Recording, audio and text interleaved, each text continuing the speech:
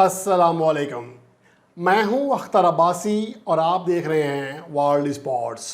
Pakistan cricket team के कप्तान बाबर आजम को वेस्ट इंडीज़ के खिलाफ होम सीरीज़ में एक सेंचुरी और एक 50 समेत 181 रन बनाने के बावजूद सिर्फ एक पॉइंट क्यों मिला, इसकी तफसीलात मैं आपको आगाह करूंगा इस रिपोर्ट में। जबकि इसके अलावा आलमी नंबर 2 बनते वक्त कौन सा बैट्समैन ज़्यादा मजबूत था, इस रिपोर्ट में आपके लिए जायज़ा पेश करूंगा कि जब कैरियर में पहली बार विराट कोहली, हाशिम आमला, बाबर आजम और इमाम उल हक आलमी नंबर 2 वनडे बैटर बने तो उनका कैरियर कितना था, कितनी सेंचुरियाँ बनाई थी, कितनी एवरेज थी, कितना स्ट्राइक रेट था और इनमें से बेहतर कौन था इस मौका पर, ये तमाम तफसीलात आप जान सकेंगे इस रिपोर्ट में। और इसके अलावा मोहम्मद हारिस की सिलेक्शन के हवाले से राशिद लतीफ़ के बाद अब पाकिस्तान क्रिकेट टीम के साबिक कप्तान शाहिद खान अफरीदी भी बरस पड़े हैं चीफ सेलेक्टर मोहम्मद वसीम पर। उनका क्या मौक़िफ़ है ये भी आपको बताऊंगा इस रिपोर्ट में।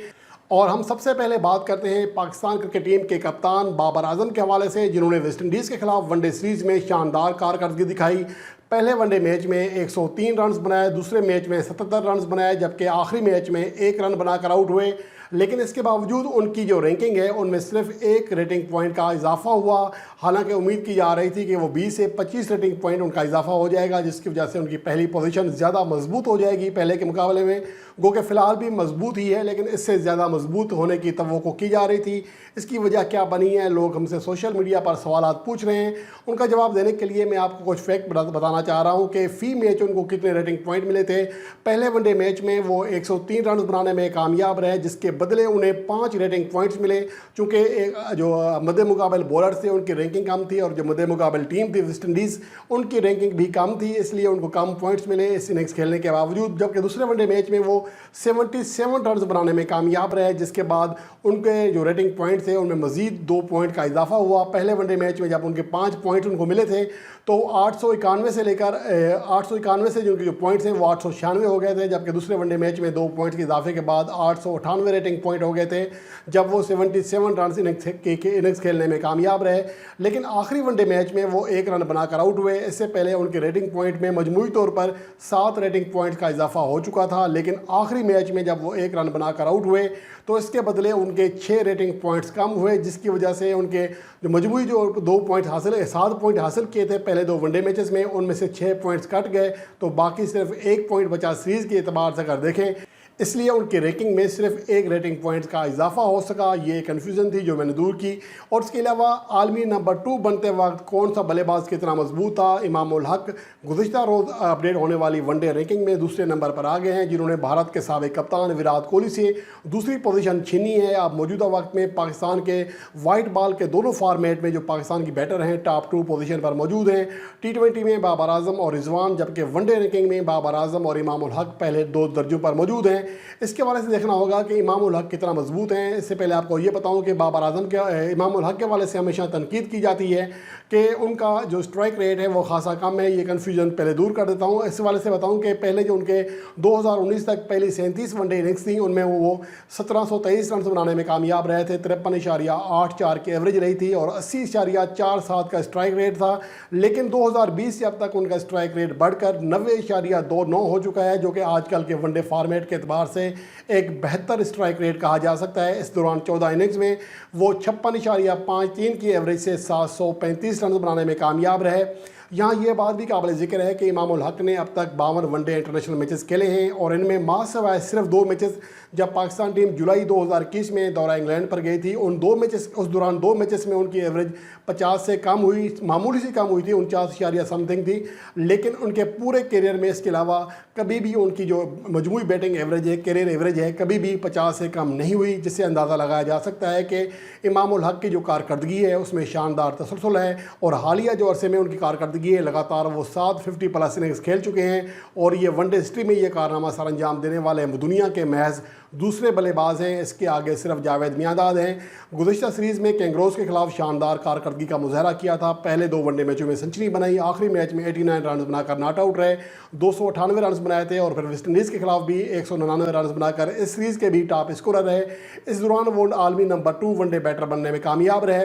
अगर हम बात करें इस हवाले से जो सबसे कम इनिंग्स खेलकर جو بلے باز جن کا موازنہ کر رہا ہوں میں، بابر اعظم ان میں شامل ہیں، وراٹ کوہلی اور ہاشم آملہ بھی شامل ہیں، جبکہ امام الحق کو بھی ایڈ کیا گیا ہے۔ تو ان میں 32 اننگز کھیل کر عالمی نمبر 2 بیٹر بننے کا اعزاز حاصل کیا تھا، اور ہاشم آملہ نے یہ اعزاز اکتوبر 2010 کو حاصل کیا تھا، جب پاکستان کے خلاف وہ 35 رنز کی اننگز کھیلنے میں کامیاب رہے تھے۔ اس کے بعد جو رینکنگ اپڈیٹ ہوئی تھی اس میں وہ عالمی نمبر 2 بیٹر بنے تھے کیریئر میں پہلی بار۔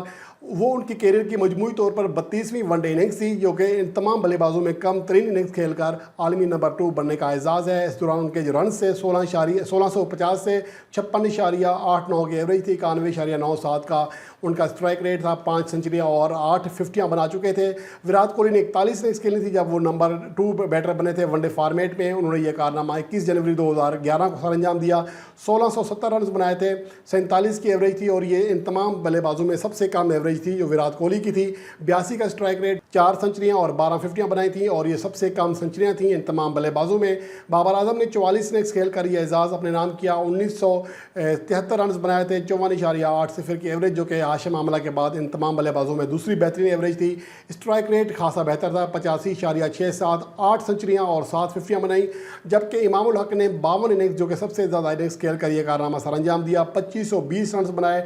سب سے زیادہ سالڈ بیٹسمین دکھائی دیتے ہیں، 54.78 ان کی ایوریج رہی ہے، 83.63 ان کا مجموعی اسٹرائک ریٹ ہے، 9 سنچریاں اور 14 ففٹیاں، جو کہ 61 میں کسی بھی بلے باز کی سب سے زیادہ سنچریاں اور سب سے زیادہ ففٹیاں ہیں۔